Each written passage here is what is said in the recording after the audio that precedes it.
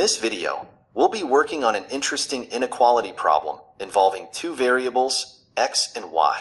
We're given that both x and y are greater than 0, and the following equation holds. The square of x minus y is equal to the square of x plus y, minus 2 raised to the power of x plus y.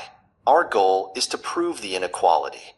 2 is less than or equal to x plus y, which is less than or equal to 4. First, let's break this down.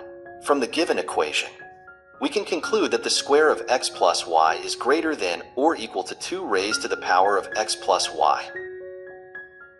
Now, let's introduce a substitution. Let t equal x plus y. We aim to show that t satisfies the inequality where t is between 2 and 4. Now, let's visualize this inequality. Consider two functions of t. The first function is t squared, and the second function is 2 raised to the power of t, both for t greater than 0.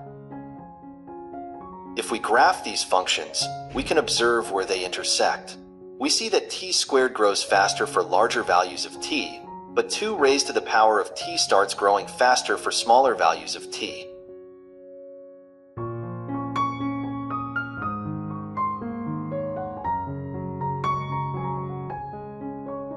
The critical points of intersection are at t equals 2 and t equals 4.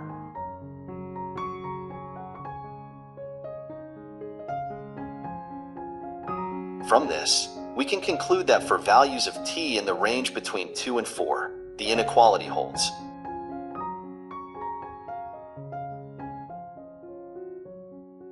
Since t equals x plus y, this means that 2 is less than or equal to x plus y, which is less than or equal to 4.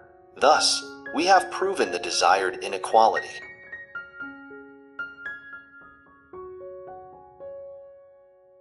Thank you so much for watching this video. If you found this explanation helpful, don't forget to like, share, and subscribe to the channel. Your support helps us create more content like this. See you in the next video.